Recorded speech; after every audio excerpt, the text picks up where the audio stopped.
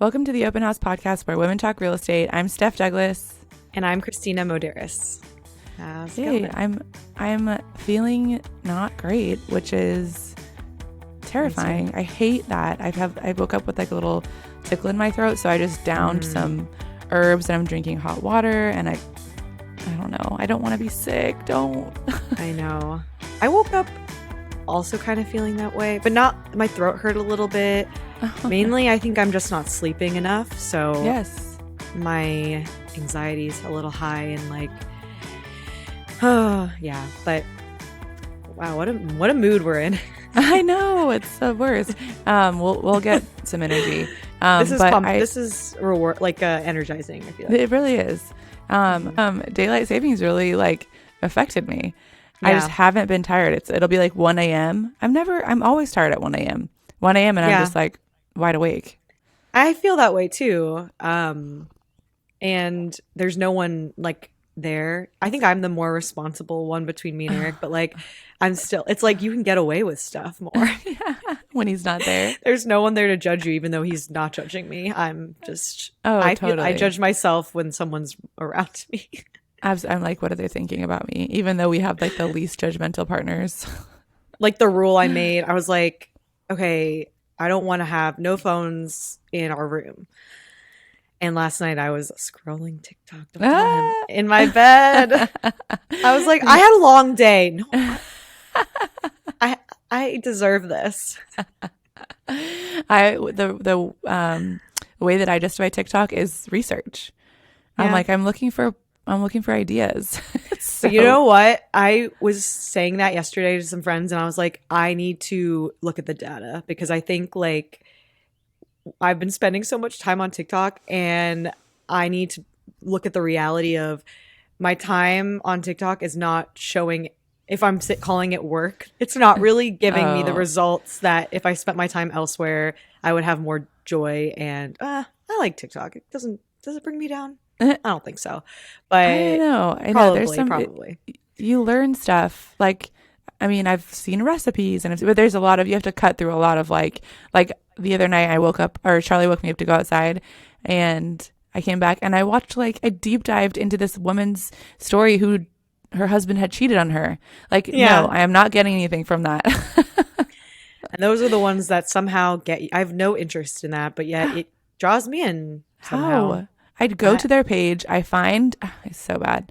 So yeah, as much as I say that that it's productive and I'm learning things, like I didn't learn a single thing. So yeah, I agree. But I'm sure that there's some way.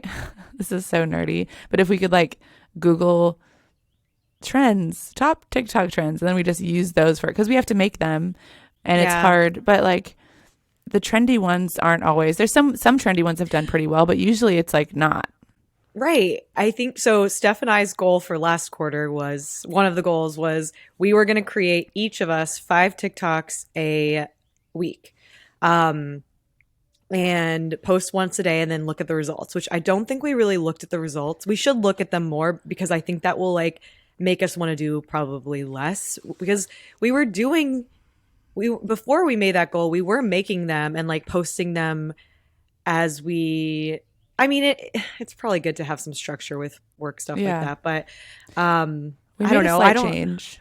Yeah, and the trend stuff, I'm not a fan of following trends with Instagram and TikTok because it just doesn't make me feel good as a creator. Like I want to create what I want to create and people can like it or don't like it. And that's kind of how I feel. And I think it works sometimes, or at least it makes me feel like it makes me feel better, which at the end of the day, if you're having the same results, then you feel better about it. You go that route. But we should look at the data. yeah around each one and like what's the best. I mean, obviously our like wildly popular ones don't have anything to do with trends, so yeah. Anyway, enough of TikTok. This is our world right now. How are you? What's going on? I'm good. I am getting ready I'm going to Japan for 2 weeks next week, and I'm very excited to just so cool. walk around and eat and honestly like walk through weird stores and cool stores and yeah, and hang out. This was a present, Christmas present, birthday present? Yeah. Eric got me this for Christmas. He had a bunch of points. So, and we're flying into LA. So the tickets were only like 500 each for us. And we're dropping off our dog at my sister's house in LA so she can watch her for 2 weeks. So it kind of works out. Yeah. I didn't realize that. That's so cute, dropping off your dog in LA. That's very chic. Well, we were going there anyway. And I was like, oh, my sister can just watch her while... Yeah, it does sound like I'm sending her to like some fancy boutique like dog place. Boarding place. How's the tiny home coming? I haven't seen an update. I know it's like there's a roof. So they got done 2 days ago because it was raining for the next 3 days, and they were going to work with a electrician or plumber or electrician to do tying up some like things. And the contractor, when it rains, they were like, they're not working. So they're like, we can't really do anything, so might as well. So they like drove to Vegas together, and they're going to be there for Eric's flying in from Vegas tomorrow. So cute. They went to the Blue Man Group. Oh my God. Like they're like, we're not going to a strip club. We're going to go see the Blue Men. Oh, 100%. That's their vibe. Yeah. That's hilarious. I cannot wait to hear about that. Yeah. It's been a dream of mine. Apparently it's really amazing. I know. I've heard such good things. Yeah. It reminds me of Arrested Development. Absolutely. I bet the Blue Man Group is like fuck off, because it's like making light of it, but they're really serious. Are they? Or maybe it made it more popular because maybe people are like, what's this thing? I don't know. That's so funny. Well, that's exciting. So, for context, Kristina's boyfriend, Eric, is building a tiny home in her sister's backyard. And it's gone so fast. I'm sure from Austin, we're like watching the photos and we're like, oh my God, but I'm sure for him, it's gone less fast. But how much more time will it take when he has to go back? I'm not sure. Okay. I have no idea. You know how that goes. Like the last, hey, I don't even know if they've done all the drywall, or I don't think they've done drywall. They have to go back and like do that, which is pretty time intensive, right? I feel like it is. Or maybe it's just like a skill it's like a real skill to know. It's like hard to learn how to do really good drywall. The tape and float, because you can put up drywall, it's super easy, but then making it look really smooth and cohesive. It's so weird that this is what we chose in our homes.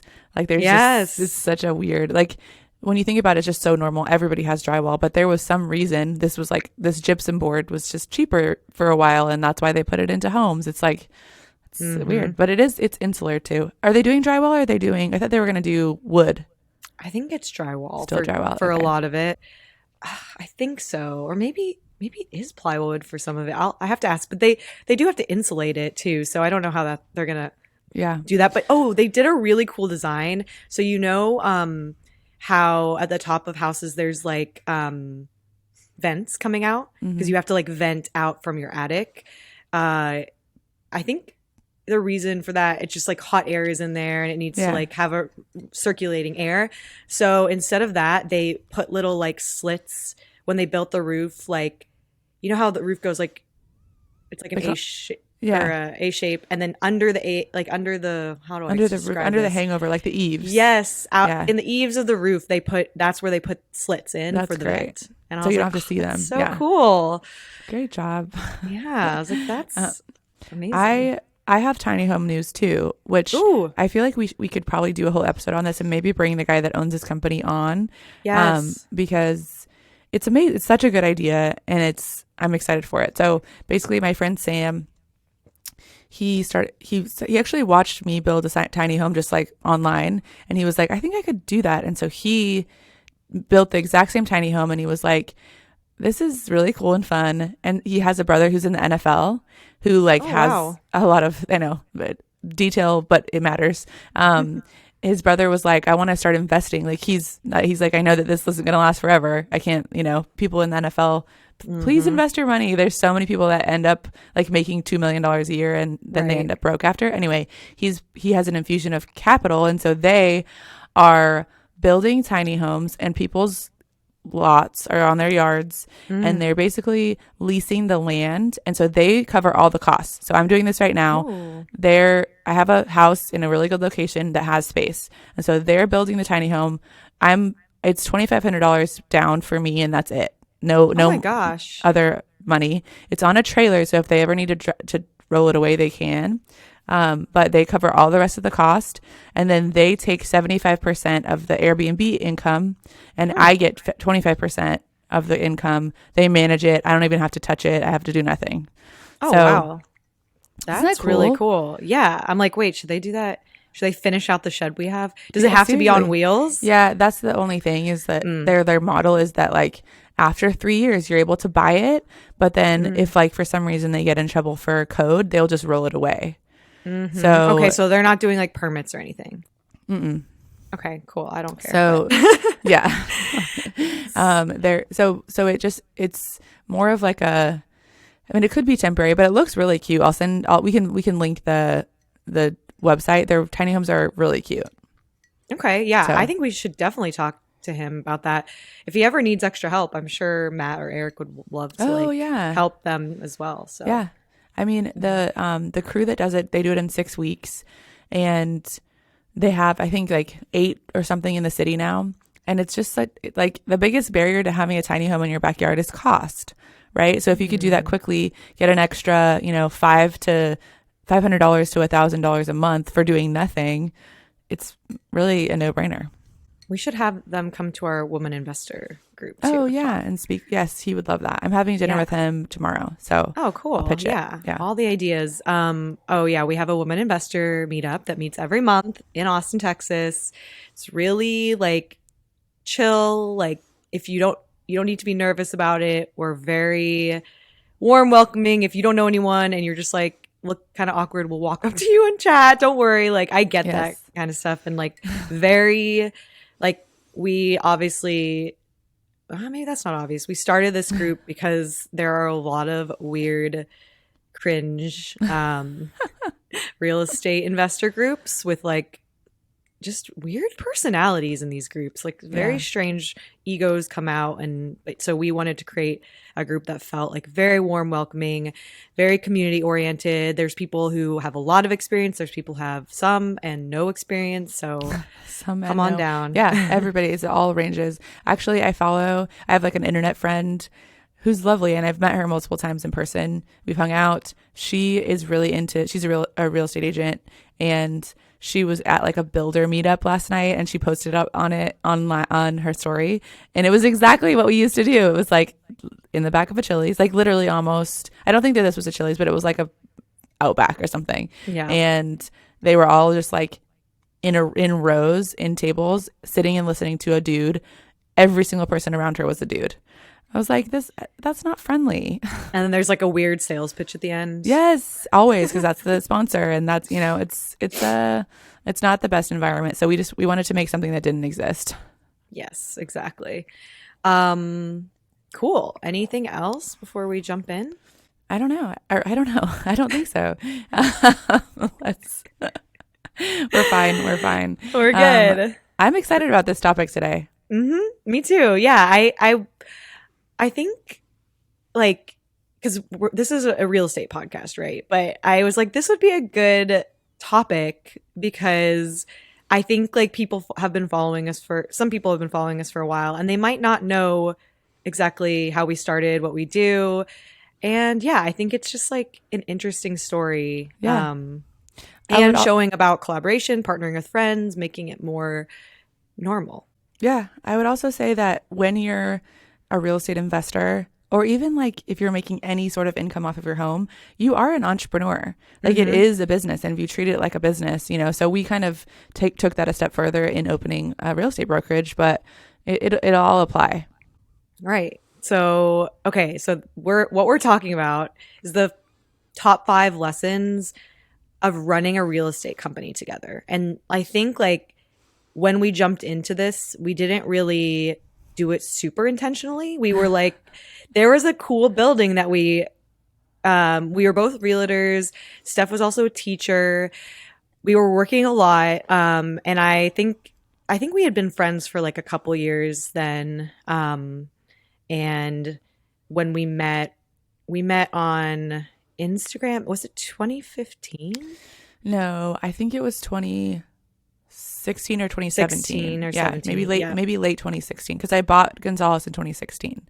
Okay. And I was like renovating it. That's when you messaged me.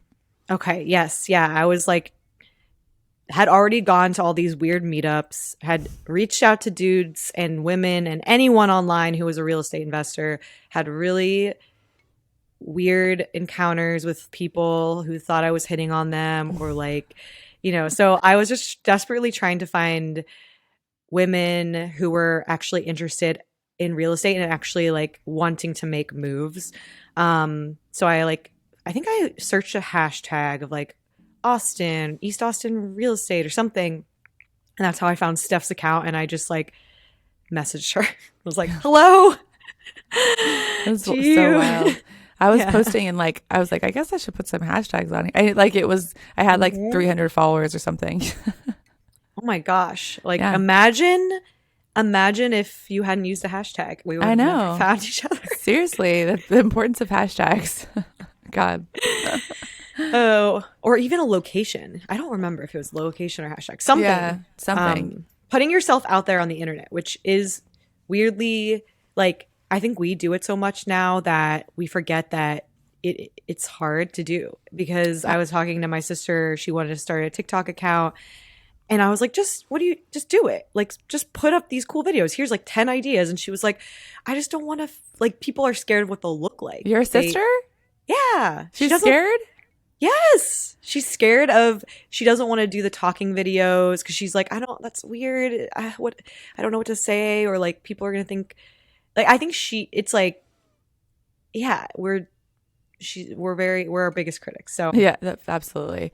That's surprising, but also I totally agree. And I remember, I mean, this is kind of a tangent, but I remember just being like, this is not going to go anywhere. I was like, maybe I'll document my journey, my renovation. And I was like, I remember being like, no way. I mean, no one's going to watch this. Maybe my friends, but it turned into something. One person was watching. Yeah. And at least. So then, and that turned into like a whole thing. So a whole company and friendship. And yeah, I think like, so we were talking on Instagram, we met up, we talked for like 4 hours about like, so many different things like real estate, but also like, I think at that time, our friends weren't really talking about the future or even like doing projects or money or that. It was like not the conversation. So I think it was really just a unique conversation we were having. Yeah. Right. We couldn't have this conversation with any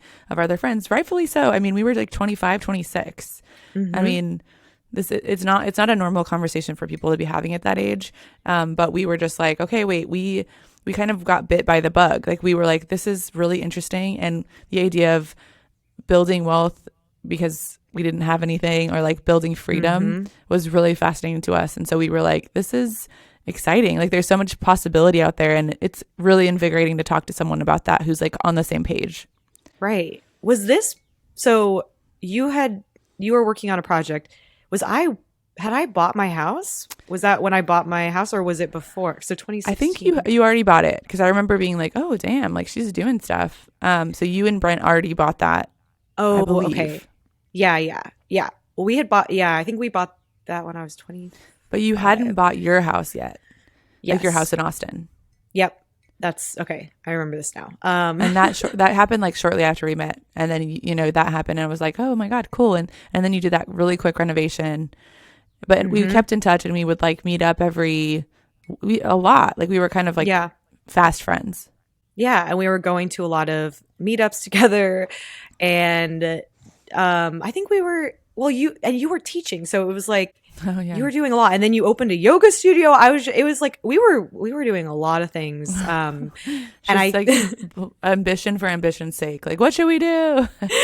Right. But that's one of the lessons we're going to talk about, but I wouldn't change any of those experiences. Right. Yeah, absolutely. I wouldn't do those again, but obviously that's why you learn. But, yeah. So, okay. So this is 2016. So by 2018, was it 2018? Yeah. I think, or 27, no, it's 2017.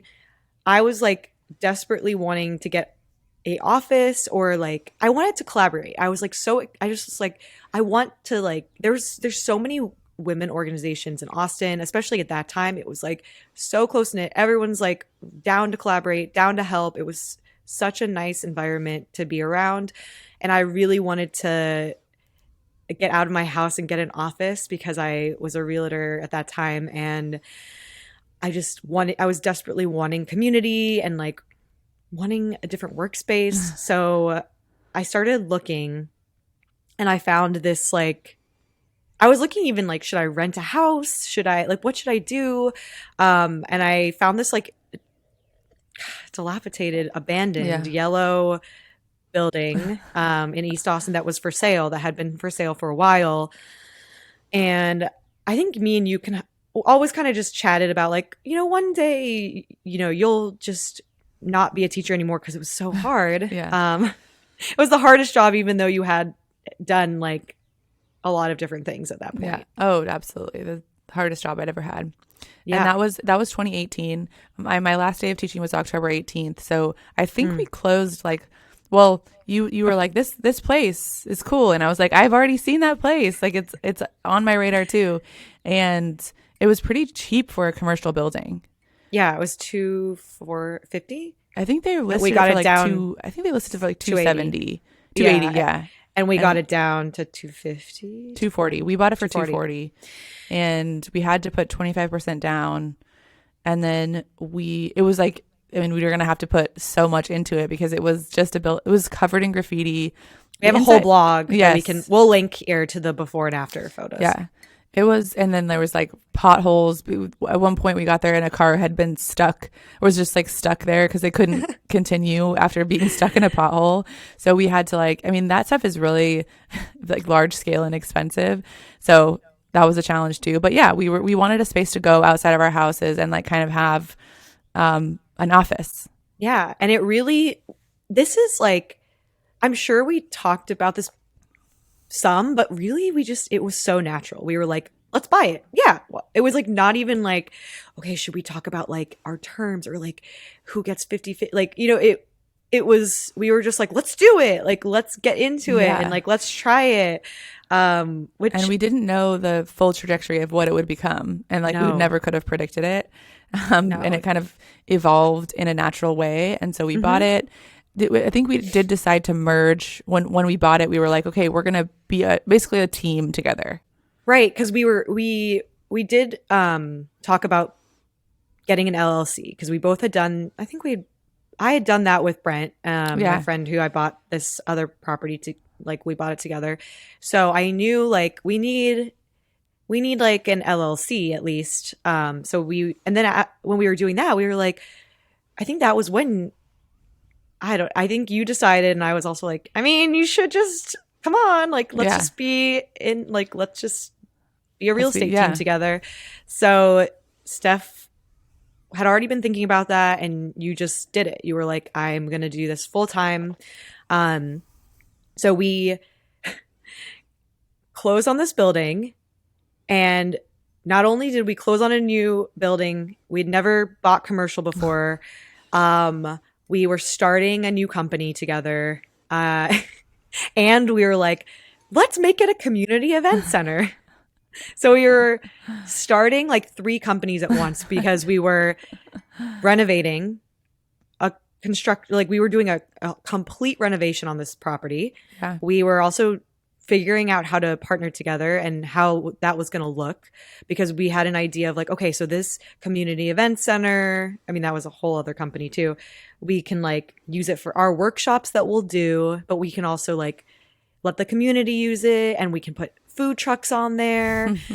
At the same time, we were like, let's put a coffee truck here. And my boyfriend at the time was like, I like he was very nerdy about coffee. I like coffee. I could start a business. And so we were all just a bunch of idiots, just starting things with being naive, doing it all at once. Yeah. And, I have a lot of gray hairs now, but it was wild. Yeah, that was and we also like built stuff. Like we did a lot ourselves. It was we were hands on. Yeah, it's very different from how we are living right now, but it was so worth it. I mean, we hired where we could, but then we had to do stuff, and we like couldn't go over budget. We were all self-funded. Like we didn't get any funding from anyone. We didn't like sell a part of our business, so that, you know how some people raise money for their businesses by giving away equity. We like didn't want to do that. Yeah. It was really fun. Like looking back, it was really hard. We ate a lot of P. Terry's in the car driving around. God, yeah, all of our we would like go get plants or we were all the errands. It was really fun. It was really fun.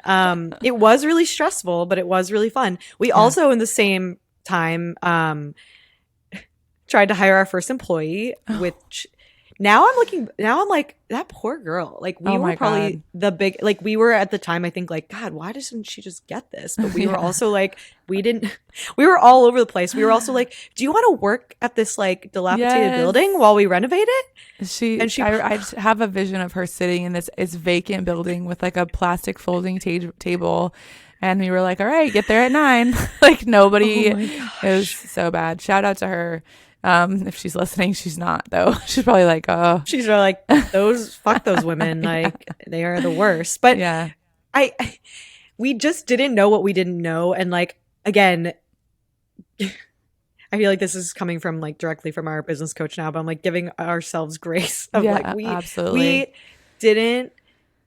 We were just doing things. Like we learned so much. Like I think we were so naive and we were kind of emotionally not the smartest at that point. No, we were in our 20s. It was like, so yeah. And we also, I mean, we thought that hiring someone would just solve all of our problems. Like it was just like, okay, you hire someone and they do everything for you, or not everything, but you know, they take that stuff out. And that is not how it works. We've learned that time and time again, is that like hiring people is itself a job. Oh my gosh, wait, is that a lesson we should actually add to the list? Like yeah, that's not one of the lessons. Yeah. But this is a lesson that I think is so important for business owners and like honestly anyone to know that if someone's if you hire an employee, you have to train them, you have to continue to like enrich them and like check in with them, and it's a job, like that's a full-time job. And when we hired an employee, we didn't understand the concept of like, this person needs one manager and one person to check in with and like be checking in with them like continuously. And we were like, just do things, like just figure it out. And why aren't you doing everything we want you to do? Yeah. So that is a huge lesson. We could tuck that under culture. But yeah, that was that. So that was late 2018. 2019, we did the renovation, and then we basically opened our business in June of 2019 with a huge party. That was its own. We hired our second employee who planned that party. It was a really, really good party, and it was so fun. I remember planning that party, and like we went all out. It was really fun, but also I was like, why would anyone come to this? It always happens to me. I'm like, I don't really, it's like not even self-doubt as much as it is like why do people care? And they did. Yes. And I think that was like we also, when we came together, we had we had similar mindsets, but we had different skill sets. Like, I think I had a background in events. So that's why I felt comfortable opening an event company essentially. And that's why when we had planned this event, I was like, I had planned a bunch of other events before. Like I did work at like a wedding venue, but then from that wedding venue, I was able to like plan other events to like bring business to the venue. And like and I had hosted So Far sound shows at my house. So when we were planning this event, I was like, Steph, like, people are like, this is gonna be a fun event. Like, this is gonna be so fun. We have like Eastside Kings coming as a food truck. Like, we did go all out. We had a petting zoo. We had free gelato. Like, honestly, like that was probably the smartest thing we ever did, in my opinion, because it started us off with such a bang. Even like morale for me and you. Absolutely. And we had a band. We had Alan's band. And we had that was so cute. It was really, really fun. People still talk about it. It was, and that's how we found a couple of our employees that way. I know, like multiple. I think Jen and Sid potentially were there, with unbeknownst to us. Like they just came, which is really cool, and followed us for years until finally being like, if you're hiring, and we were like, oh yeah, if you've been following us from the very beginning, and you're like listening to all our podcasts, and you're like into all our stuff, like let's interview you. So. Yeah.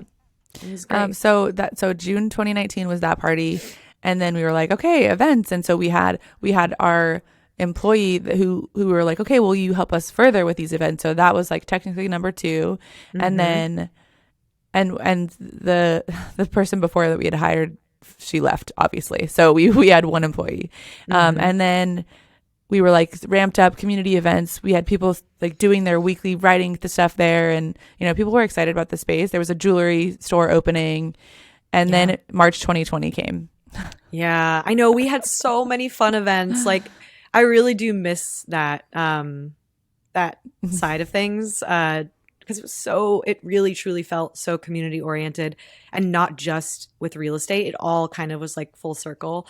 Yeah. And you're right. Like we hosted our own workshops. Me and Steph were like doing workshops we did like 2 a month. Yeah. Always sold out. We had like, it was a small building, like very small, like 500 square feet. Yeah. But we made it work, and did lots of stuff. And then 2020. And it was so sad. We hired 2 agents, and early March 2020, and then like literally 2 weeks later, everything shut down, and we were like, we don't know what was going to happen with the real estate market, and we had just hired these 2 people, and I was like, what did we do? Oh God, that was a scary time for sure, because we had one person who I guess was like a consistent, like salaried kind of job, and then 2 agents where they make money from obviously like the sales, but we give them leads, right? So like we give them like from our community, like from our podcast, from this, that, like we are like, okay, so here are the people if you want to talk to them and work with them. But then 2020 hit, and we were like, what are we doing? Like we just hired 2 agents. They're not going to, like, we really want them to succeed. We told them we're really into community, and now we're not going to be able to see them. Like it was really scary. And then, like we had a couple food trucks there, and I think 2 of them shut down. Well, everyone shut down, right? Yeah. And then we shut down, and it was wild. That was like definitely a low for me. I was like, well, that was we built all this, and it's over, but luckily it was not. There was 2 months of like, oh shit, what's going to happen? And then it leveled out, and like, obviously it was a scary time for everyone, but real estate was booming in like a weird way that has never been seen before. So it ended up being fine. And that was such a good lesson. It was like, things can feel wild and crazy and like you can't come back from it. And then you can come back like pretty quickly. And that's why this, like, quote unquote recession is not hitting us very hard. We're just like, no, we've seen it. We've gone through so many ups and downs, and I'm reading for my book club a parenting book called like Hunt, Gather, Parent, something like that. And it's literally talking about being so, like, how they're studying like Inuit parents and like Mayan culture parenting, and like how the parents are so calm through anything. And I was like, that's literally what we've learned, is just like calm. Like we have our reserves. We go to like essentially therapy every week with our business coach. Like we're good. Yeah. So we were not always like that. We were like flying from the, what is that phrase? Like we were just like flying from the seat of our pants. There we go. Yeah. And like reacting. We were reacting to everything, and definitely butting heads sometimes too from that, because I think that's really rare. I don't know, like 2 co-founders, like we were kind of doing the same role. Like, especially we were both realtors, and then we kind of like naturally shifted to different roles, and like, but didn't talk about it, and it caused conflict that we didn't resolve.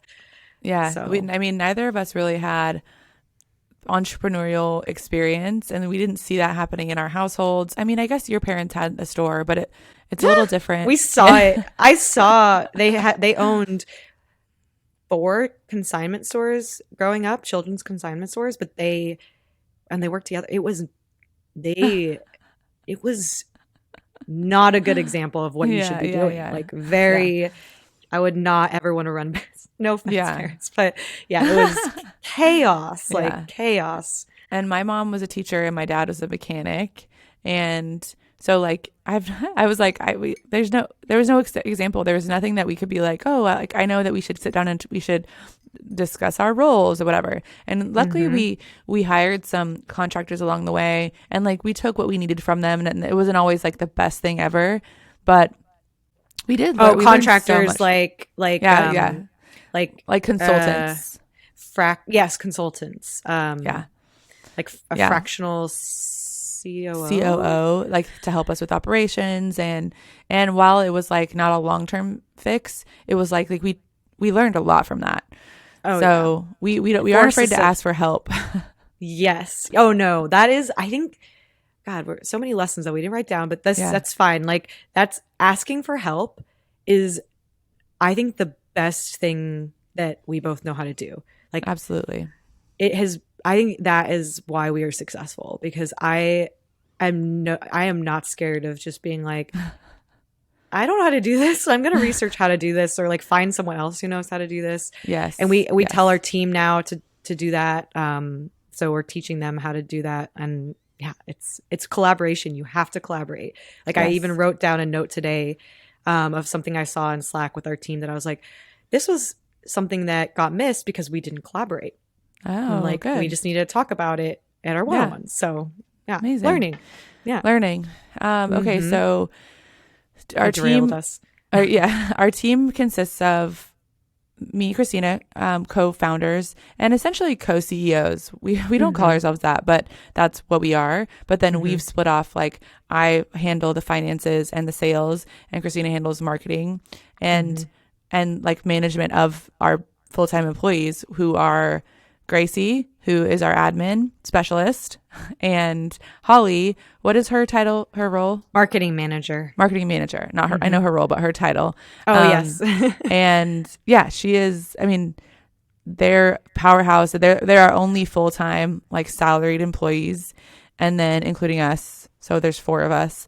And then we have 4 agents. Yes. Oh, well, just like the way that agents work is they're on commission. And so whatever they sell is theirs. You know, it's kind of like the structure is different for them, but they're amazing.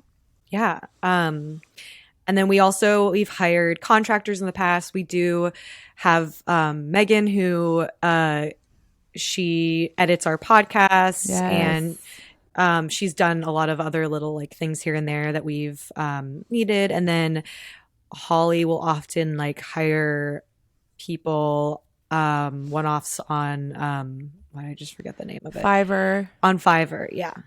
She's basically we're trying to refine that, because marketing manager, I mean, she's handling so much and all of our channels. And so we've recently been like, we empower you to get the help you need. You cannot be an expert in all of these things. Yeah. And that's been really fun to watch her like figure out exactly what she needs and hire for what she doesn't know. And she's very transparent. Like, I don't know everything about this one thing.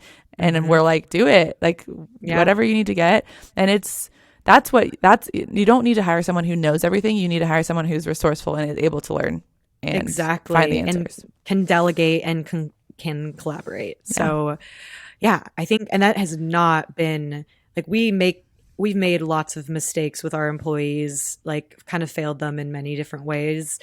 Even just me, like even just like a month ago. So like we're not like we don't have like this perfect, like everything's always great. It's like it literally ebbs and flows, and like one little thing can like ruin the morale of the team, and you have to, I think that's something we've learned also that we didn't always do, and we made a big mistake with, is me and Steph have to be the morale of the company. Like we are the leaders of the company, at least at this point, and we need to act like leaders. And I think for a while we weren't doing that, and we didn't we didn't even know that was a role that we needed to do or that it was important. It was like we were so obsessed with delegation, and like we wanted to, make sure that we weren't doing too many little things we're trying to do. And then we did that to the extreme where we kind of delegated the culture and the morale, and that has to be us. And so that's been a really big change over the past year, is like, no, we have to be, we can't just say, okay, let's plan a party and that's going to be our culture. Like, no, it's a very consistent weekly, like, we are the leaders and we are going to like set the example for how we want everyone to conduct themselves. Well, I think that kind of leads into our first lesson. At least like this is, I don't know, like lesson number 1 for us was the first 1 to 2 years of extreme like ups and downs were needed to learn and grow together. Like I think like we didn't know we needed to be leaders because we were so overworked, and like we were in hustle mode. It's like such a cliche to say, but we were doing so many things. In the very beginning, me and you were acting as realtors, bringing in a lot. Like we did a lot in sales. And like I think me and you together, we did a lot. And and then we had to be like leaders, we had to be managers, we were doing like renovations and stuff, and our own side projects on the it was a lot. We were admin, we were HR, we were everything. And so that you could look back on that and be like, why would you do that? It's like, no, we kind of had to. Like we were getting ourselves off our feet. We weren't taking funding. We were totally powering this by ourselves, and we're so happy we did it now. It was hard and we wouldn't do it again like right now in our lives, but it was needed. It was necessary to learn about how we worked, and like it was necessary to go through some of that conflict I think that we did have, and now we know how to work through it.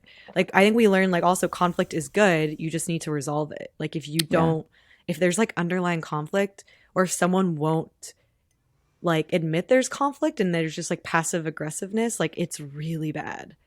Oh, absolutely. So, yeah. And all of these, it takes time. It's not like that all of those things can be addressed in a day. So it's been really ups and downs, but like we've totally leveled out and it's very consistent now. So and we have the time to like be better leaders. Yeah, because that's, absolutely. Okay, lesson number 2 is, we've kind of touched on this a little bit, but be open-minded and flexible, which is broad, but really we've learned that we wanted to put systems in place. Like, okay, if this happens, then this happens. But we've realized that real estate is always changing, like every single day. And so is the macroeconomics and like the macro effects. And that means that we have to be flexible in our response. And it's not about being reactive. It's about like building flexibility into our business and making sure that people aren't like frustrated by a change. It's like, no, this change is part of our culture. Yes. And it's normal. Like life is change. Like that sounds again cliche, but life is continuously changing. Like you're going to move to a city and it's going to change, and that's normal. And you're going to grow older and maybe like disagree with the generation below you or whatever. Like, so it's like you're constantly changing, and like that is in every aspect of life. Yeah. And we realize that in real estate, maybe a little bit more than some other industries potentially.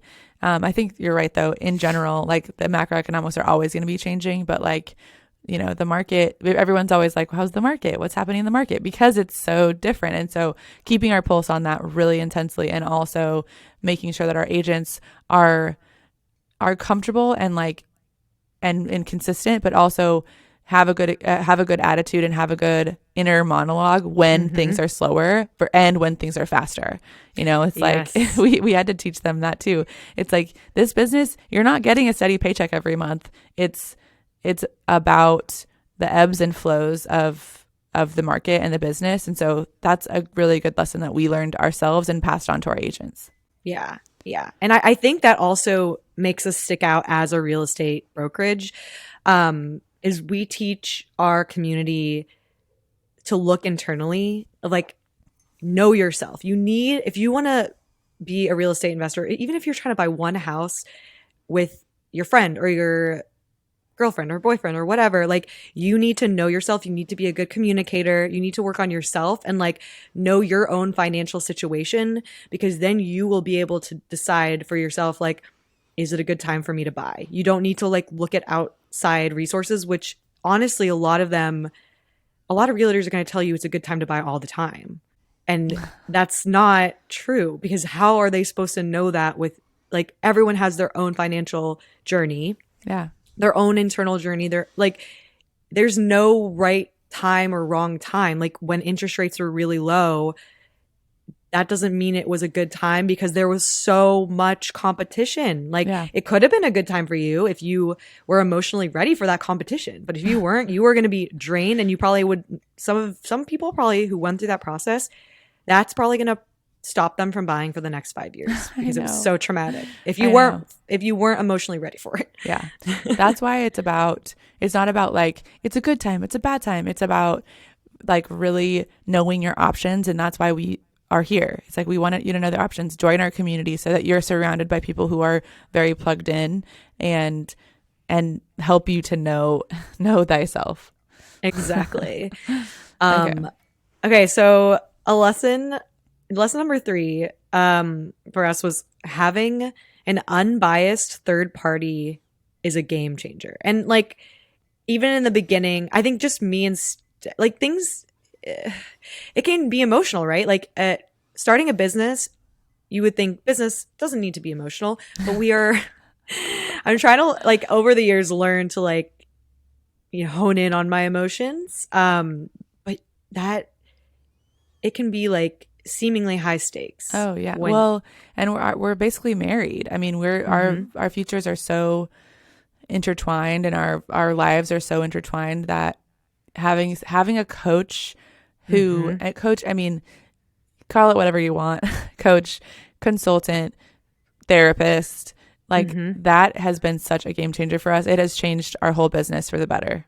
Yeah, I agree. And we did have someone in the beginning, but they didn't have the similar values to us. And I think that really it was like helpful, but it wasn't like the best for us at the time. And I think the person we're working with now, it's an actual business coach, and they have similar values to us, super calm. Like that's what we need. And listens and gives like some good input, but like mainly lets us talk about it, and then like stops us or gives us praise. So it's been helpful. And she has really extensive experience in the business world. She's started and exited multiple companies. It's like she knows what we're going through, and we're early stages. And so she's been here multiple times, and that's really valuable to me too. It's like I really respect her input. So I mean, if you're starting out on this journey, I mean, if we would have had her from the first month, like things would have been a lot different. So that's a really good lesson.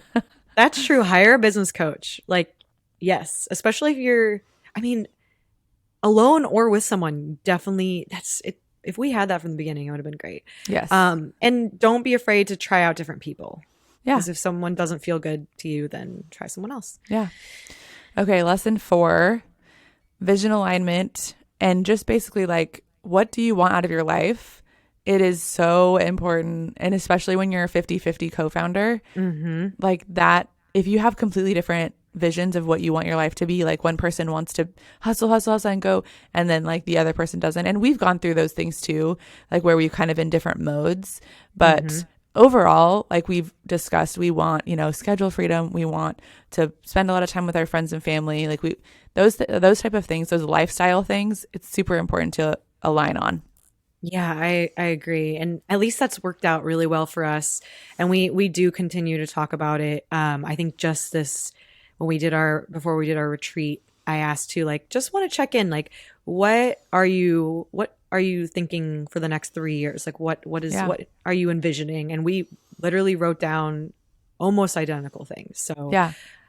We did that with Sarah, right? And it was like, it was wildly aligned, which is really cool.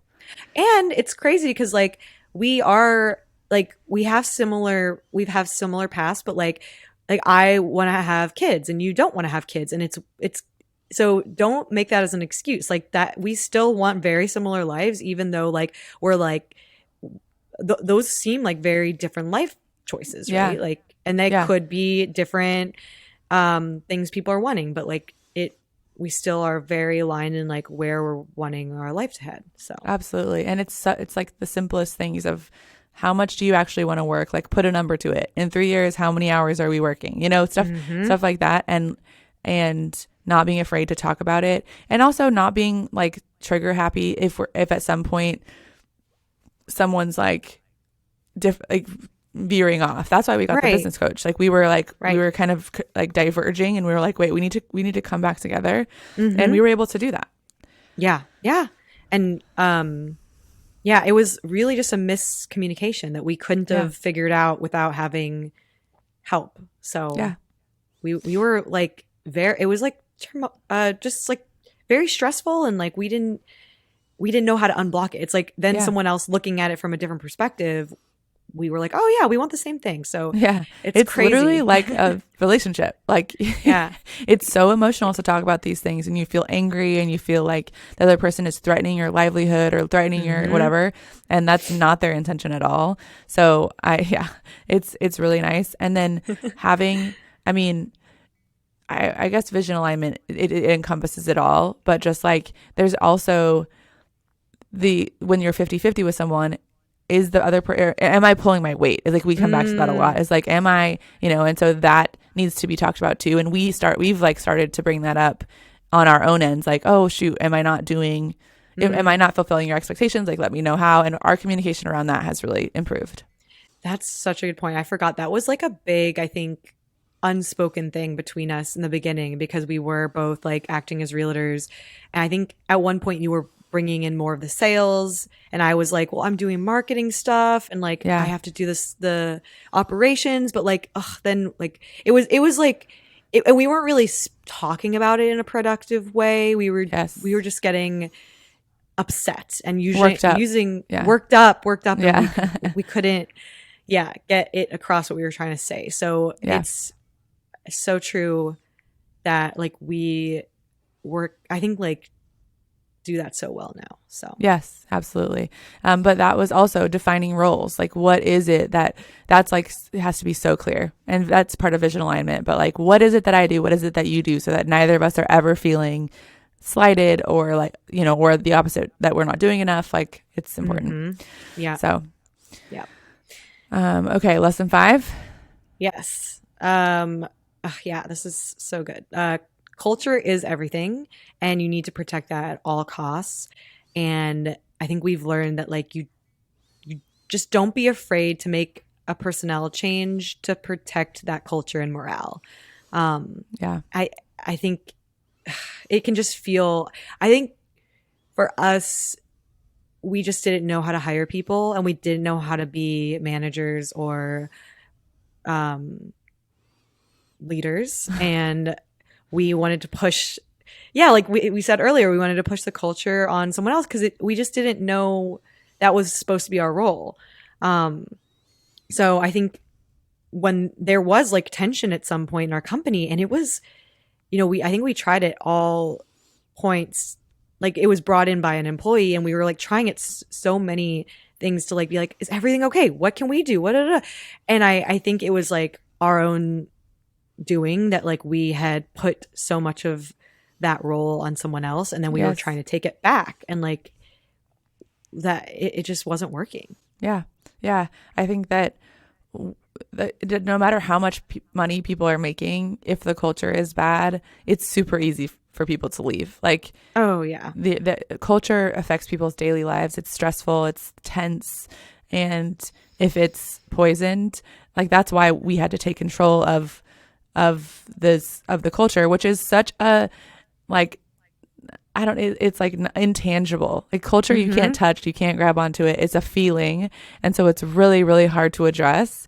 And so having us be the drivers of that was it caused some turmoil, but in the end, so worth it for us to be like, no, like we're the ones that set the tone because we want this to be successful. We say like we had to take back the culture. That doesn't mean we didn't have help. Like I think like that is what makes our team so great is we are like always collaborating. So, and we are learning to delegate where we have someone on our team where they make that vision come true. So for example, we do like an all hands meeting every 2 weeks. We have a really big one where we like have lunch with our team and like try to do an activity together once a quarter.